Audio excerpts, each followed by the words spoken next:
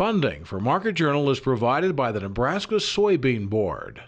Animal agriculture is vital to Nebraska.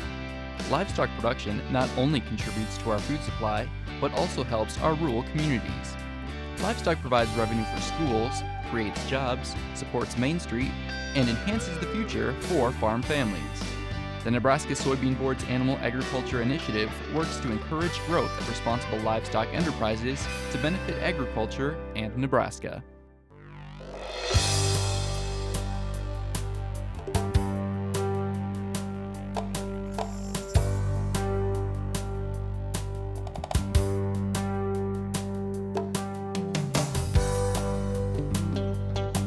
Market Journal, television for making agricultural business decisions, is a presentation of the University of Nebraska-Lincoln Extension, where you can know how, know now. Promotional support is provided by the Nebraska Farmer Magazine, and major funding for Market Journal is provided by the Nebraska Soybean Board. The Soybean Checkoff, growing opportunity from the ground up.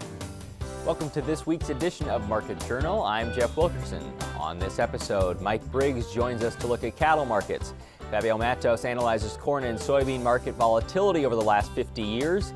Loren Giesler discusses soybean seed treatments, and Bruce Anderson explains how you can use forage sample results to develop cattle diets. Mike Briggs is our marketing analyst this week.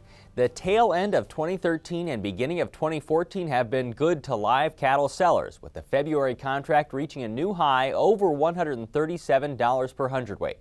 The April contract top is around that level, and many outlets were reporting cash prices at the $137 mark last week as well. Dress steers sold for more than $217 per hundredweight. We talked with Mike on a somewhat miserable Wednesday morning and started by asking if he was able to take advantage of the new highs. Yeah, I got a little bit of that. We sold maybe an hour early, didn't get the absolute high, but got 217. That's good. You can take that any day of the week. And does that continue? I think it does for a little while. It's going to be interesting. Are we going to ramp this thing up? Are the Packers just going to chase it up that hard before it collapses on us? And I don't think there'll be much of a collapse, but you wonder if this won't be a little bit of a blow-off top. It would be really surprising, though, for this time of year. Okay, with that in mind, is there a hurry or is there an interest in placing cattle? Well, if you can, feeding margins have been excellent in December, so guys have made money. So, of course, now we're all back to like a bunch of drunken sailors spending money and buying cattle. And I don't want to place any cattle right now. They're just too far out of whack for me, but yeah, I'd like to place some cattle.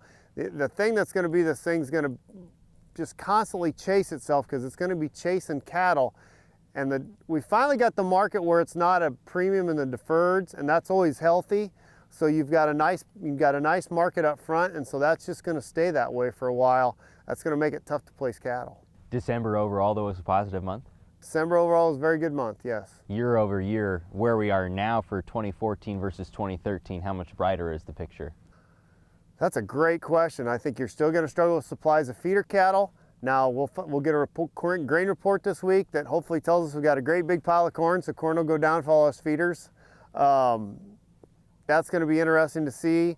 You know, this year there's going to be a lot of emphasis put on the corn crop again, really, believe it or not. You had one good corn crop, but one good corn crop doesn't make it. If we get into a struggle, you're going to see corn go right back up. Conversely, if we have two good crops, we're going to be able to put gain on cheap. That's going to spell great things for the feeder cattle market, and that's going to give feeding margins an opportunity. But it's going to be really interesting, and I know I keep saying this, it's going to be interesting to see what people are willing to pay for this stuff, because supplies are going to be tight, especially when we get into grilling season. Now that's when you start getting into calves, but placements this fall weren't that great. I don't know how many calves are going to be there. So when grilling season comes, it'll be interesting to see what our slaughter supplies are. And those cutout values are extremely high as well. Woo! Stuff is pricey. So let's talk about going forward here for corn prices. You touched on this, but Friday could be a bit of a concern one way or the other. Who knows who will get the advantage on that. But have you been able to take advantage of the prices where they are now? You know, we just kind of buy hand to mouth because the basis is still so strong. The ethanol plants around here are really cranking away. The Chinese are buying a lot of distillers grain, so that makes it profitable for them to run. So they're going to keep pressuring on the basis, because farmers aren't wanting to sell at this price. They still want $5, and I'm still telling you, you're not going to get it. But So they keep having to draw that corn. So I'm not going to buy a lot of corn at these basis levels. Today's not a pleasant day for us, obviously, but how have the cattle made it through this winter? We've had an excellent winter here. Up until today, the yards have been completely clean and completely dry. The cattle are nice and fluffy and dry, and they can tolerate a lot. Performance has been excellent. Hopefully, this is a little short-term deal and we don't have very much and it doesn't flip over on top of us, because it's been an excellent winter as far as feeding performance. Describe to me how the export market has been. Exports have been interesting. They haven't been very good, but the last couple weeks you've seen exports actually exceed last year. We're behind year over year, but you've started to see a little pickup in that, and that's going to be interesting too. Now, just because it's exports, those people are price sensitive too, so that's going to be interesting going forward, how much they're willing to drive this thing. But you're back down to where exports only are 9 or 10% of the box beef. You know, it's a lot of fun when they get up there in that 15, 17 range, but we are never able to hold that. Next week, we'll look at the numbers from the USDA's January crop report with North Dakota State Extension economist Frayne Olson. As a brief preview, Informa Economics is estimating the 2013 corn harvest at more than 14.1 billion bushels, while a producer survey from Farm Futures sees the crop at slightly less than 13.9. The USDA's current number stands in the middle at more than 13.9 billion bushels. Both estimates made adjustments to soybeans, with Informa raising the harvest by 72 million bushels and Farm Futures lowering the crop by 4 million bushels. There are now 22 states with a confirmed case of the porcine epidemic diarrhea virus. Wyoming and California are the latest additions. Overall, there were 134 positive tests for the week of December 29th, which is the third highest total on record. Nebraska has tallied a confirmed case in each of the last 3 weeks. Its total stands at 5, but it's important to remember the American Association of Swine Veterinarians doesn't list location, meaning these could be but aren't necessarily at different sites. Let last week's soybean market performance be an example of the volatility farmers currently faced when selling their products. The soybean contract for March lost 42.5 cents. But is marketing in today's time more difficult than it was during the 1960s? A recent Cornhusker Economics article from Fabio Mattos analyzed price movements in corn and bean markets over the last 50 years to determine, first, if there was in fact more volatility, and second, if those swings were more likely to be positive or negative. We recently talked with Fabio and started by asking why he decided to analyze these trends. My main motivation here was the whole discussion about risk. We always talk about risk in very broad dimension. And it always bothered me that people talk about risk, implying the idea that we have something to lose, that we are afraid to lose something. But then they always look at volatility when they discuss risk. And by definition, when I always think about volatility, I think about price going up and down all the time. But if you have this idea of risk in terms of losing something, what really matters is only one side of this, price going up and down. Right? If you're selling corn or soybeans, if you're a producer, you should be concerned about price going down, not price going up. Sure, because there's upside on the front end of that. Right, exactly. Yeah, so you're looking at 4 time periods, and you're looking at what? What are you trying to measure from both corn and soybean market standpoints? Okay, so the first thing I measured was the volatility itself. So I just calculated all the deviations from the average price change for all those 4 periods. So I calculated deviations above the average and below the average, and then looked at the volatility itself. Okay, and for both corn and soybeans, we saw that overall the volatility has been increasing over time. Yeah, that's fine. But when you say the volatility is increasing over time, you are basically saying that you have more deviations below the average and also more deviations above the average. Mm-hmm. Okay. So you have both this downside risk or this downside problem, and also the upside potential that you just mentioned. Yeah. And then the second step of this study was, is the downside risk greater than the upside risk? Yeah, should we think that the downside risk is the same as the upside potential, or maybe we have more downside than upside or vice versa? So in both you found that there was more volatility though, both above and below, more volatility overall? Yes, exactly. What about the upside versus downside? Is there more downside versus upside? Yeah, so when I split the deviations from between upside and downside, what I notice is that most of the times when you have large price changes, you tend to have more downside than upside. Okay. But if you just focus on those small price changes, then you have more upside than downside. So essentially what I'm saying is when you look at small price changes, you have more upside potential than actually the downside risk. But when you look at the larger price changes, then you actually start having more downside risk than upside.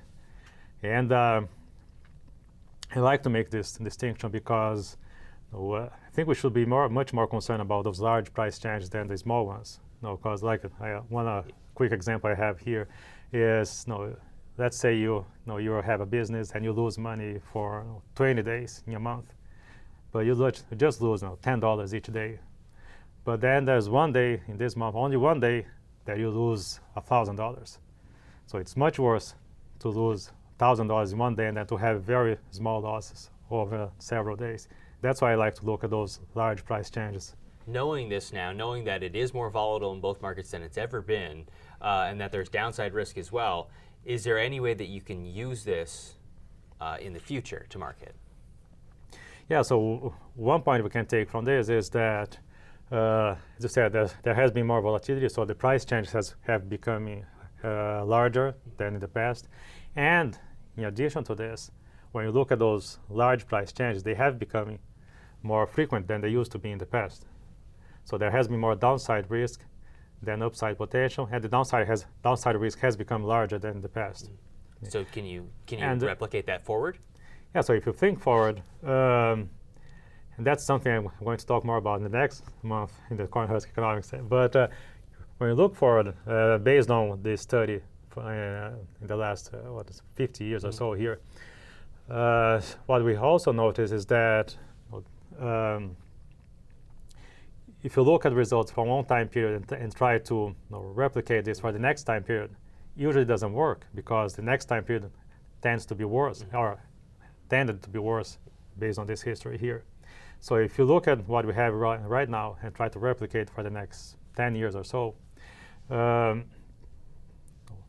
based on what we see here, maybe it can be even worse than we saw now.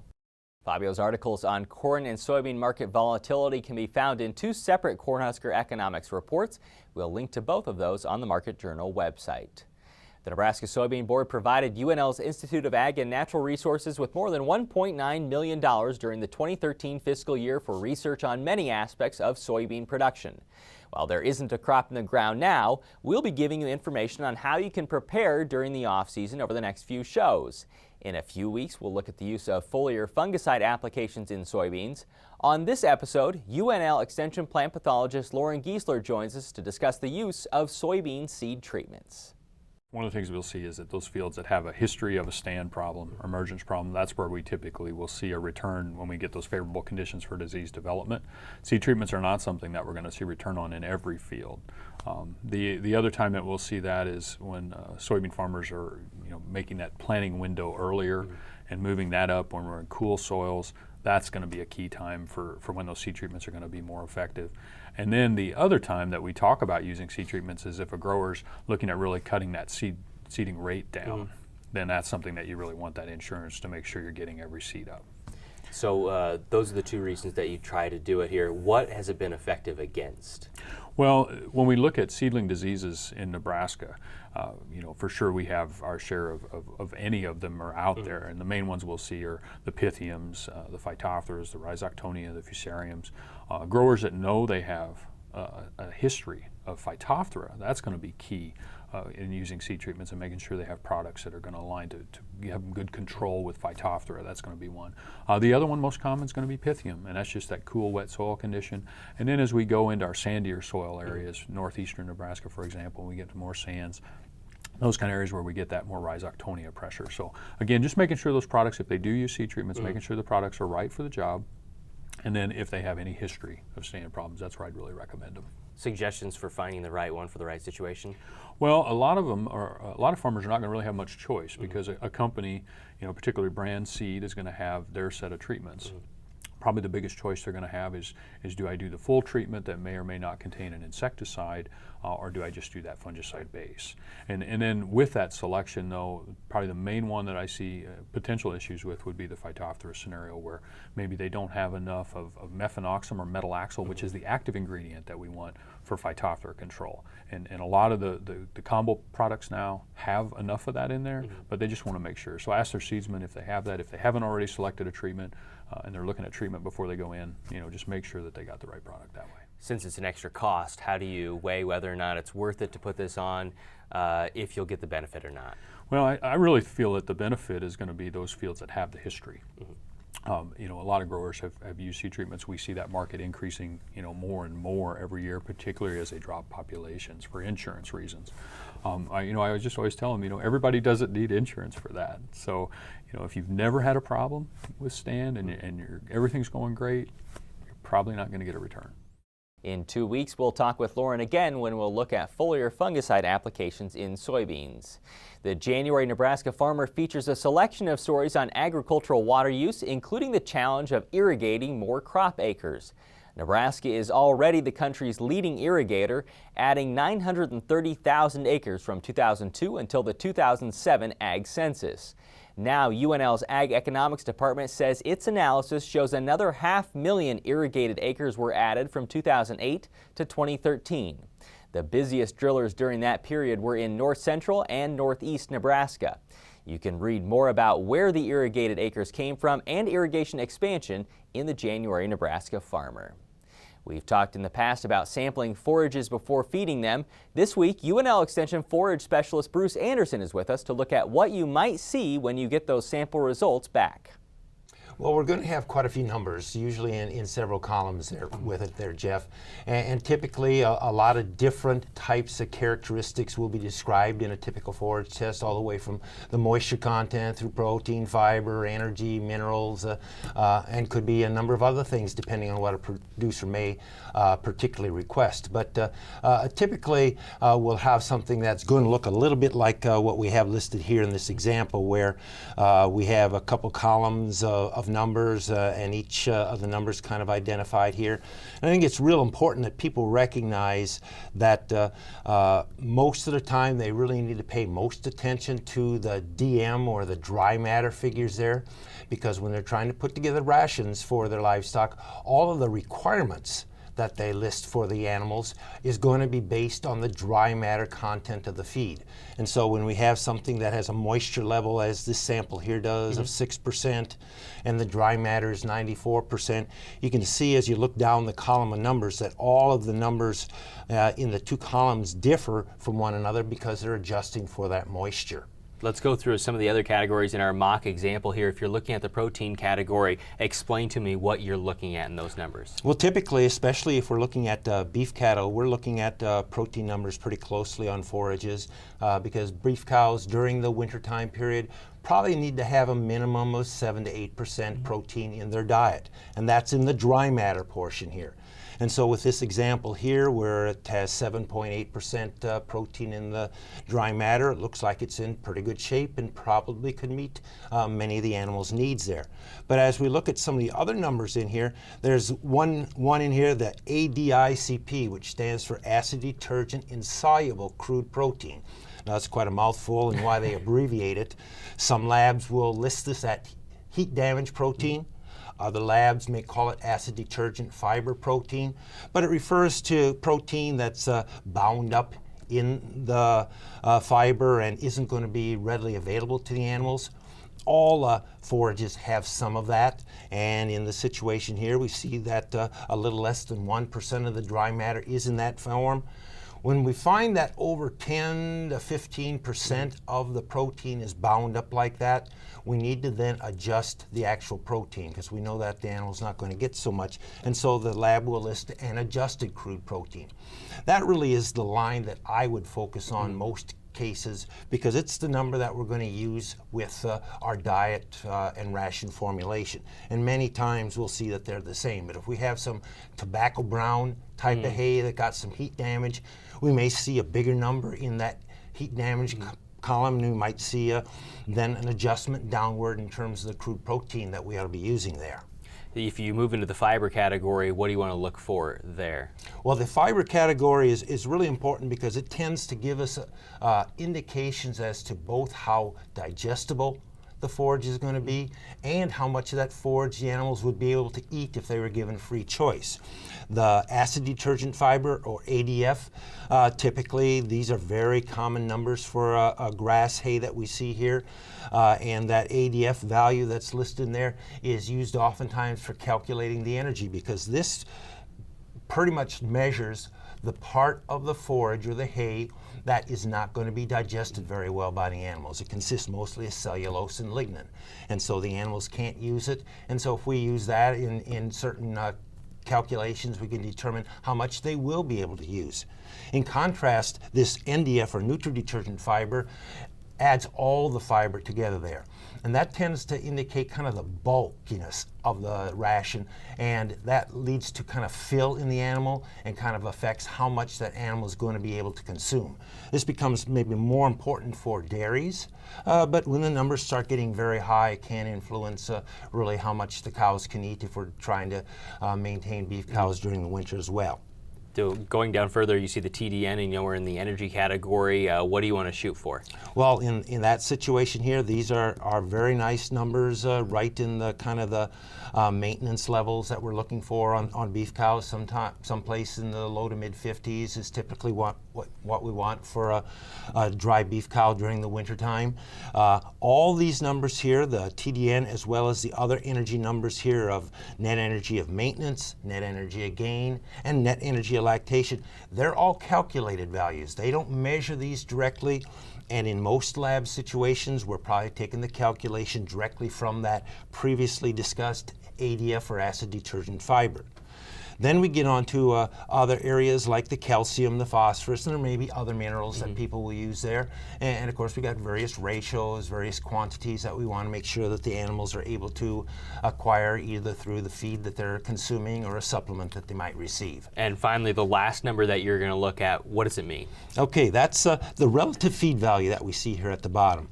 And that sometimes provides some confusion for folks, particularly when we're looking at grass hays and looking at feeding some of our beef cows. The numbers of relative feed value oftentimes look a little low compared to what we might see for a real good alfalfa, or especially something that we're feeding to dairy cows. But typically it's not a real important value. It's used in dairy rations to kind of rank hays in terms of how much potential energy intake they may get from that hay. In a beef ration, we can see some of that same kind of relationship, but for our beef people, I very much think that there are three numbers that are most important on here. One is the moisture content of the hay. The second one is that adjusted crude protein that they're feeding to the animal, and then the third one is the TDN. If we get the moisture, the protein, and the TDN right, a little bit of supplementation of minerals and so forth will take care of our cows in very good shape, and we can use these to determine how much of that supplementation we may need. Now with this week's weather forecast, here's UNL Extension State climatologist Al Dutcher. Well, folks, here again for the weekly forecast. Before we get to the main forecast, let's take a little retrospective look over this past week. Of course, the big news was the Arctic infiltration into the Central Plains, where temperatures across the state averaged at least 20 degrees below normal for the first part of the week. And then, of course, we've seen a brief warm-up, only to see a little system come through and drop some scattered light snowfall across the southern two-thirds of the state. And then a little bit of a warm-up during the midweek, late week period. And then yesterday, of course, another frontal boundary come through that touched off some pockets of sleet and a little bit of freezing drizzle. And now we enter the weekend with the chance for some warmer temperatures before we turn our attention to some more colder air coming in off and on during this next 7-day period. So let's take a look at the upper air models and see how this will progress. And the system that came through yesterday is now to the east of us. We do have ridging in place, so it should be a fairly nice day. We'll see temperatures warmest in the southwest. Coolest temperatures will be in the northeast. Doesn't appear to be anything in the way of moisture in the pipeline for today, but as we get into tomorrow, we'll see a rapidly moving system moving across the state, and this might generate some scattered rainfall, possibly even some light snowfall during the overnight hours of Sunday going into Monday. And as the system rapidly moves toward our east, will be in a slight northwest flow, so we'll see our coolest conditions once again across the northeast, and actually might see some fairly cool temperatures in relation to the southwest Nebraska.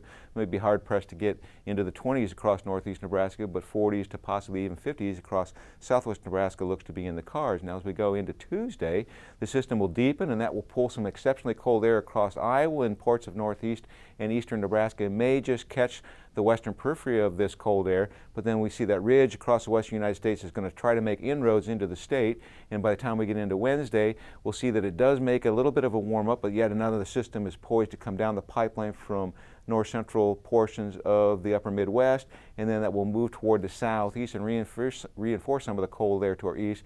We may actually touch off some light precipitation across portions of northeast Nebraska, particularly Wednesday night into Thursday morning.